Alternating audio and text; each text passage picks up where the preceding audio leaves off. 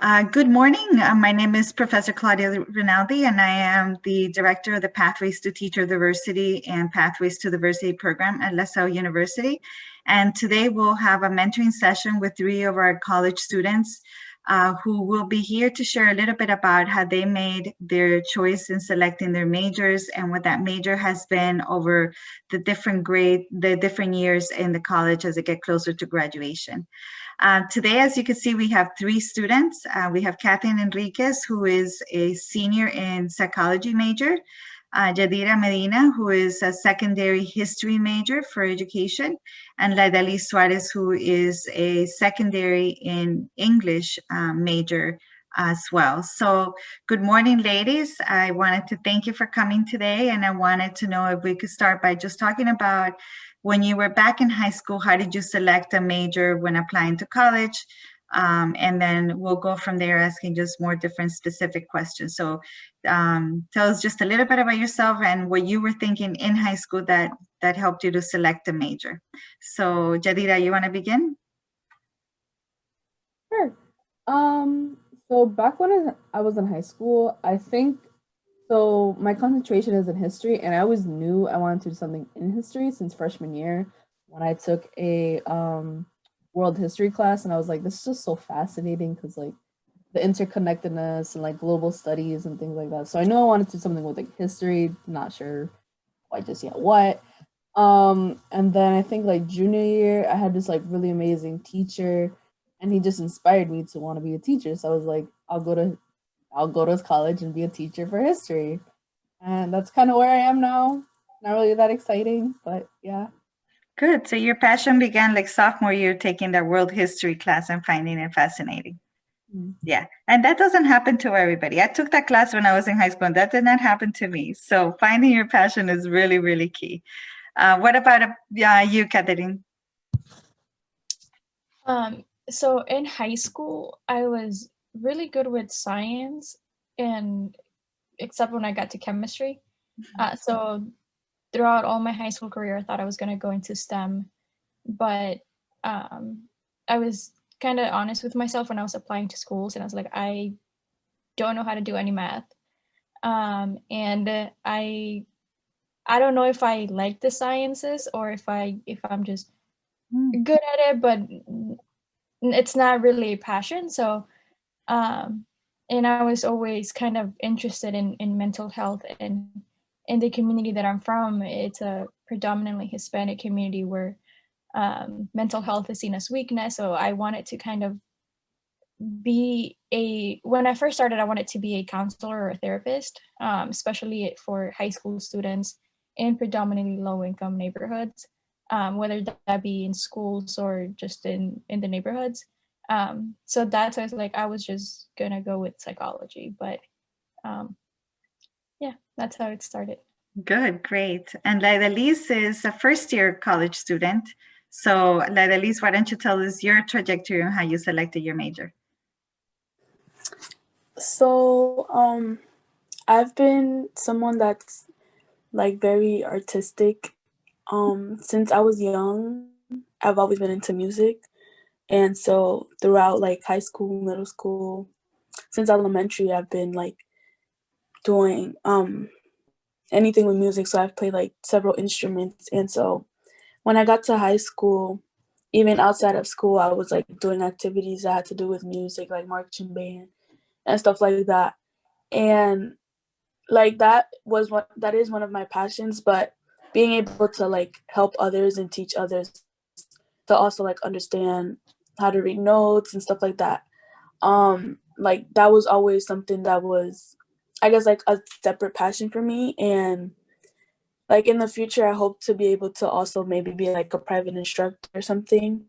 But I also remembered like when I was younger, I was in ESL because I wasn't born here, so my first language wasn't English.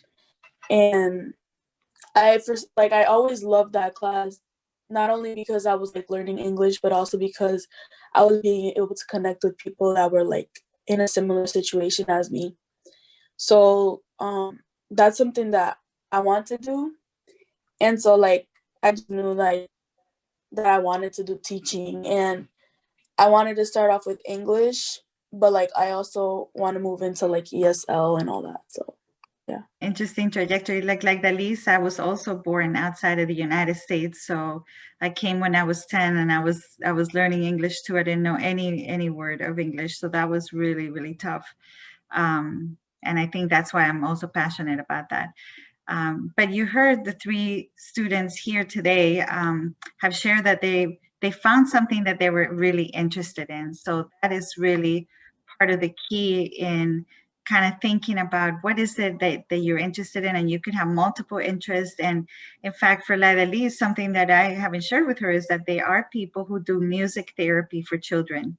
And that brings the idea that there are careers out there that you've probably never heard of it that build or bridge those connections. And you'll hear now from our students where they want to go as they get closer to graduation. And so we'll hear from Catherine and Yadira, because they're junior and senior, where they think now, after taking 3 and 4 years of courses in this major, where they feel that they're going to go as soon as they graduate. Then we'll talk to Lisa about what it's been in the first year, and is it what she expected as she kind of thought about those passions and selecting a major. So Catherine, why don't you start telling us, now that you're a senior, what has the psychology major been like, and where are you headed after you graduate this May? In psychology, there is a lot that you can do within the field of psychology. It's not just being a therapist or a counselor, which is a very big misconception, I guess, or just not a well-known fact. So when I started, like I said, I wanted to be a counselor, but as I took courses, and at LaSalle, there's a course that it's called counseling, and it teaches you like the different forms of counseling. You get to do kind of like a lot of role playing, and how would it look like if you were a counselor. And well, that class showed me that that's not what I wanted to do. And so it changed my focus into wanting to help the broader community in general rather than individuals. So I've been doing my internships.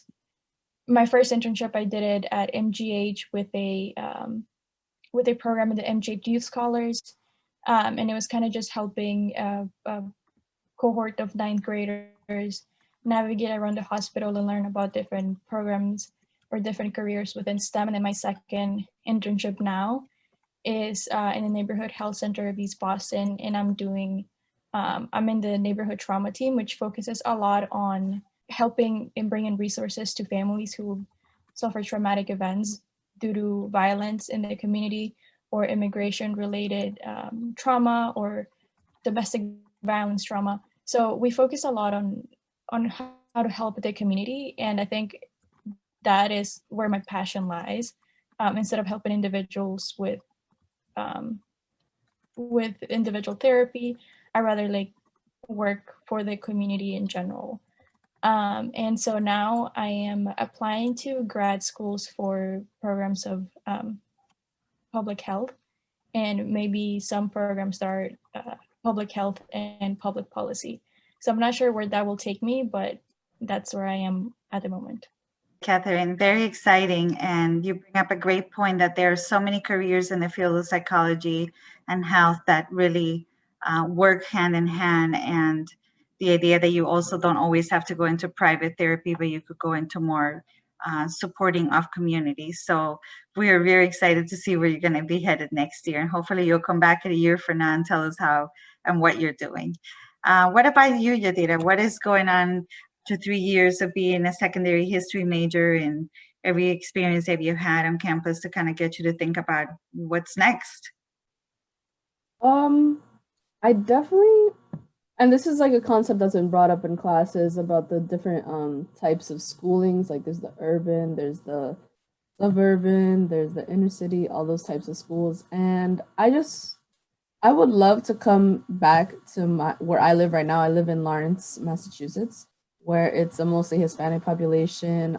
There's a lot of kids that are in ESL, like Layla said, like that's the type of environment I grew up in.